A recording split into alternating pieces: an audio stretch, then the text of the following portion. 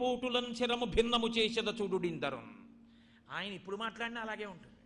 ఆ రోషం అటువంటిది. ఆయన వంట చేస్తానన్నా ఆఖరికి అలాగే ఉంటుంది. విరాట పర్వంలో ఆ పరియ పాపంగ దునియగా విరువవలయు కడగి కాలుల చేతులను అడ్డుపెట్టి, అంతే తప్ప కత్తి గొడ్డలి అడుగని కట్టియలకు అంటాడు. ఎందుకంటే వంట చేయడానికి అంత రోషం అంటే గుండెల మీద పెట్టి విరిచేస్తాను, చేతులతో తొడల మీద పెట్టి విరిచేస్తాను తప్ప కత్తి గొడ్డలి బుచ్చుకుని మాత్రం కర్రలు విరిచి పొయ్యిలో పెట్టాను అలా చేస్తామంటాడు.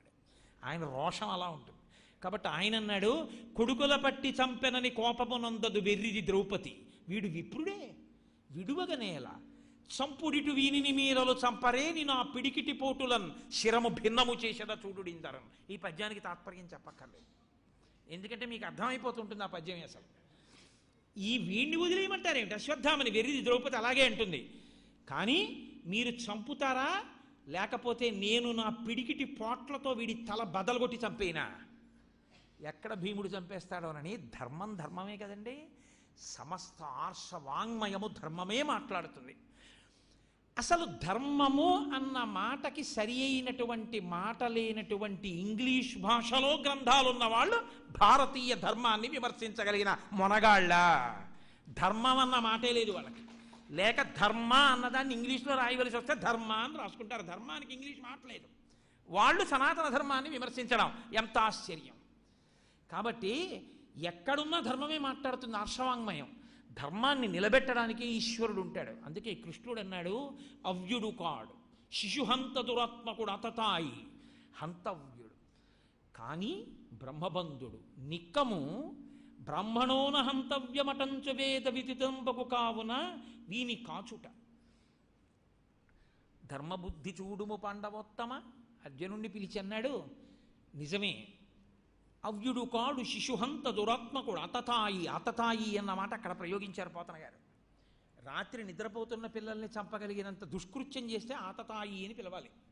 కాబట్టి ఇదిగో ఇంత తప్పు పని చేశాడు వీడు, పిల్లల్ని చంపేశాడు. వీడు చేసినంత ద్రోహం ఎవరు చెయ్యరు. కాబట్టి హంతవ్యుడు, చంపేయచ్చు. కానీ ఒక్క విషయం ఉంది, బ్రాహ్మణోన హంతవ్యమటంచు వేద విదితంబగు కావున. వేదం ఏం చెప్పిందో అది మనకు ప్రమాణం. బ్రాహ్మణుణ్ణి చంపేయద్దు అని వేదం చెప్తోంది. చెయ్యరాని పని చేస్తే అతని ఐశ్వర్యం అంతా తీసేయచ్చు, అతని జుత్తు గురిగించవచ్చు. కాబట్టి ఇప్పుడు అశ్వత్థామకి అటువంటి శిక్ష వెయ్యాలి తప్ప చంపేయకూడదయా బ్రాహ్మణుడు. కాబట్టి యథాస్థితి చూడుము పాండవోత్తమ, ఏది చెయ్యాలో అది చెయ్యి అన్నాడు. ఏది చెయ్యాలో అది చెయ్యి అన్నప్పుడు కోపంగా ఉన్నారు కదా అని అర్జునుడు వెళ్ళి అశ్వత్థామని చంపలేదు. అది ధర్మం అంటే పాండవులది. అందుకు కదండి కృష్ణుడు వెంటపడ్డాడు వాళ్ళ వెంట. ఎక్కడ ధర్మం ఉంటుందో అక్కడ పరమేశ్వరుడు ఉంటాడు.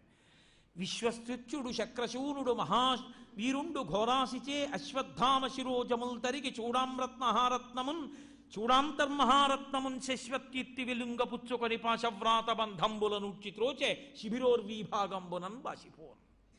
వెంటనే ఓ కత్తోటి తీసి ఆ అశ్వత్థామ యొక్క వెంట్రుకలన్నీ తరిగేసి ఆయనకి జుత్తులో ఒక రత్నం ఒకటి ఉంటుంది, ఆ రత్నాన్ని తీసి, మొన్ననే డెహ్రాడూన్ వెళ్ళినప్పుడు ద్రోణాచార్యులు వారు పరమశివుడి గురించి తపస్సు చేస్తే ఏ గుహలో అశ్వత్థామ పుట్టాడో ఆ గుహలో ఉన్నటువంటి శివాలయాన్ని కూడా దర్శనం చేసే అదృష్టం కలిగింది నాకు. నిజంగా తెల్లబోయాను నేను. ఆ గుహ, శివుడు, ఆ శివలింగం అవి చూసి అక్కడే ద్రోణుడు తపస్సు చేశాడు శివుడి కోసం.